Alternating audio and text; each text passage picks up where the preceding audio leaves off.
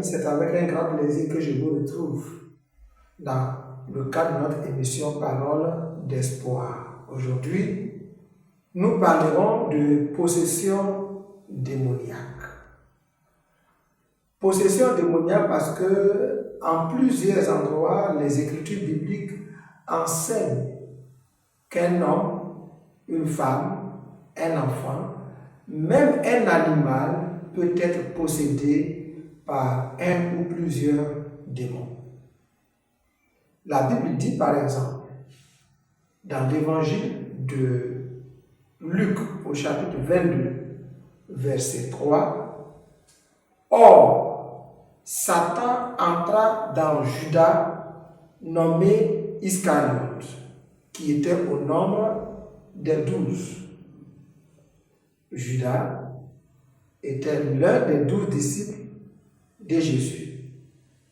Et le passage que nous venons de lire dit qu'un jour, Satan entra en lui. Jean le dit de cette manière dans l'évangile de Jean. Dès que le morceau fut donné à Judas, Satan entra dans Judas. Dès que le morceau fut donné à Judas, Satan entra dans Judas. Donc, il est clair que Satan peut entrer dans une personne, dans une femme, un homme, un enfant, un jeune.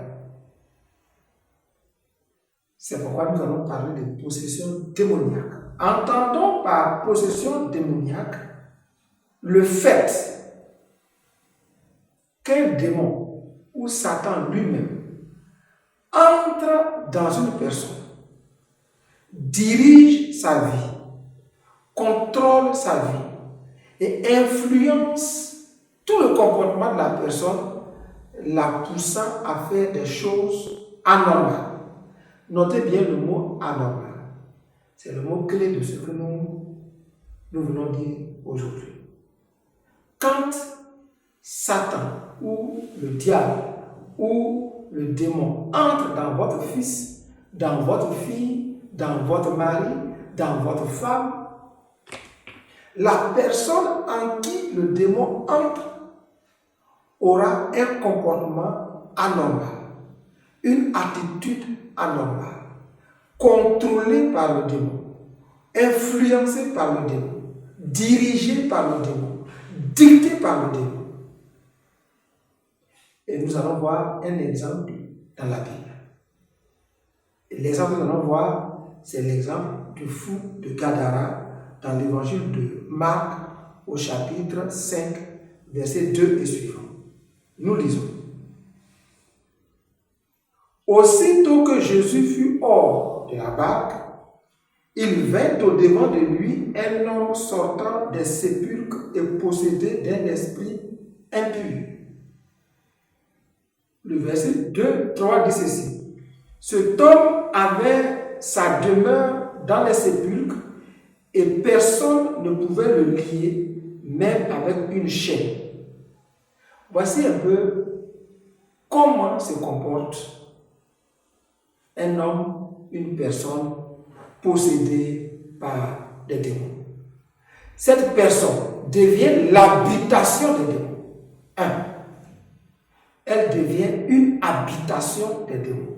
De même que nous les hommes, nous habitons une maison, cette personne sera habitée, elle sera le domicile, la résidence des démons.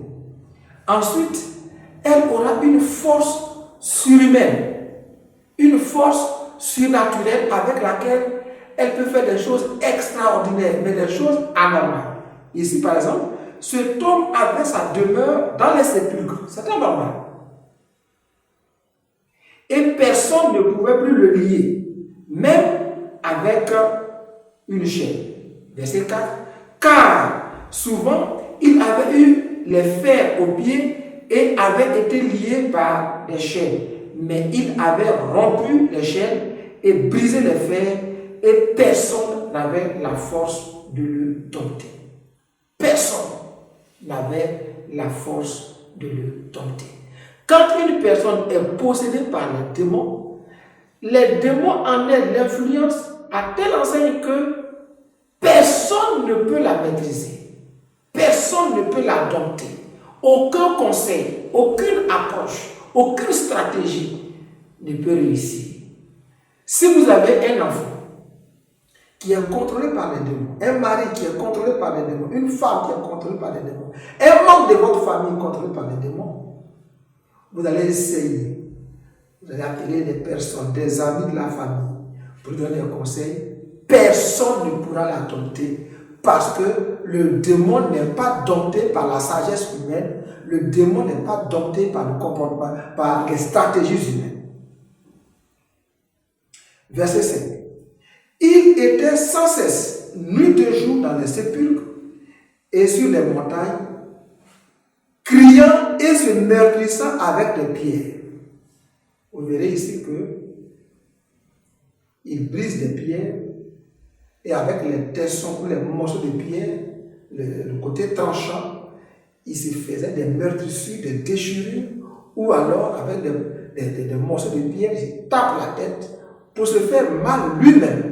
C'est un comportement anormal. Quand le démon habite une personne, le démon veut la détruire. Le démon veut nuire à la vie de la personne. Et pourquoi nous en parlons? Nous en parlons parce que, comme je l'ai dit tantôt, il y a des mamans aujourd'hui qui pleurent. Leurs enfants sont en train de leur échapper. Des garçons qui étaient sages ont commencé à avoir des comportements anormaux. On pense souvent que c'est l'influence des mauvais amis. Soit ça peut arriver, mais très souvent, ce sont des démons qui ont pris contrôle de la personne, contrôle de sa vie.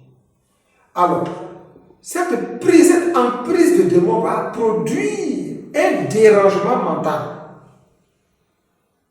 La personne sera mentalement dérangée. La personne aura une perception surhumaine. Elle ne va plus voir les choses comme l'homme ordinaire. La personne sera contrôlée dans ses sentiments et dans ses émotions par les démons.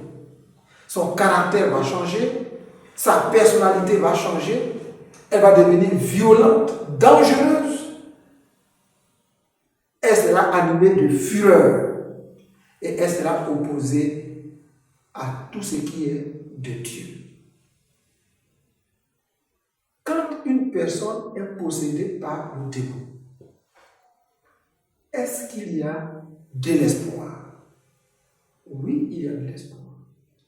Est-ce qu'elle peut retrouver une raison saine? Oui, elle peut retrouver une raison saine. Si la personne entre en contact avec Jésus de la bonne manière. Voici ce que dit la Bible.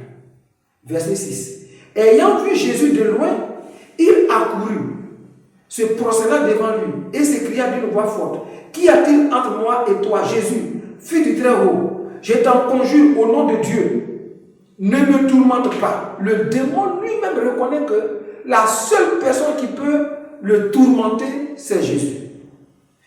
Ne me tourmente pas. Alors Jésus s'écria d'une voix forte et dit au démon de partir.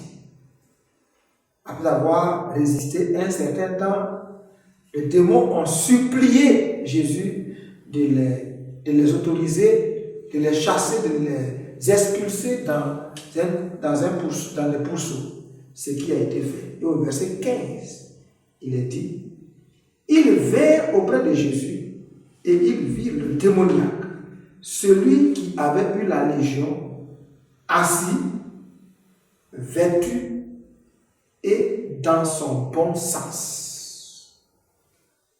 Assis, vêtu et dans son bon sens. Vivement que Jésus-Christ fasse son entrée dans votre vie, dans la vie de celui, du membre de la famille qui est devenu pour vous un souci, une grande préoccupation à cause de l'influence des démons. Jésus seul peut dompter le démon. Les vrais serviteurs de Dieu seuls, ceux qui ont en eux l'esprit de Jésus-Christ, ceux qui ont en eux l'Esprit Saint, ceux qui ne vivent pas en compromission avec les démons, eux seuls peuvent chasser le démon. Car, vous savez que dans le livre des Actes, au chapitre 19, 7 jeunes gens qui vivaient dans la compromission ont voulu exorciser un démoniaque, chasser les démons. Le démon a eu raison des 7 jeunes qui se réclamaient fils du souverain sacrificateur et ils ont été blessés. Si vous avez donc un membre de votre famille qui est tourmenté par les démons, un membre de votre famille qui est malmené par un démon, un membre de votre famille qui est contrôlé, qui est sous l'emprise des démons, ne désespérez pas. Il est fait à l'image de Dieu et Dieu l'aime. Dieu ne le laissera pas terminer sa vie dans la folie, dans le dérangement, dans le dérèglement mental. Amenez-le à Jésus. Amenez-le aux vrais serviteurs de Dieu, à ceux qui craignent Dieu. Et par Jésus-Christ, il sera délivré. Dans le cas de cet homme, quand il a été délivré, la Bible dit ceci au verset 18. Comme il montait dans la barque, celui qui avait été démoniaque lui demanda la permission de rester avec lui. Jésus ne lui permit pas, mais il lui dit, va dans ta maison, vers les tiens et raconte-leur tout ce que le Seigneur t'a fait et comment il a eu pitié de toi. Il s'en alla et s'est mis à publier dans toute la Décapole ce que Jésus avait fait pour lui et tous furent dans l'étonnement. Jésus a pitié de votre proche. Il sera délivré et il sera peut-être le premier missionnaire comme ce fou de Gadara quelque part. Que Dieu vous bénisse.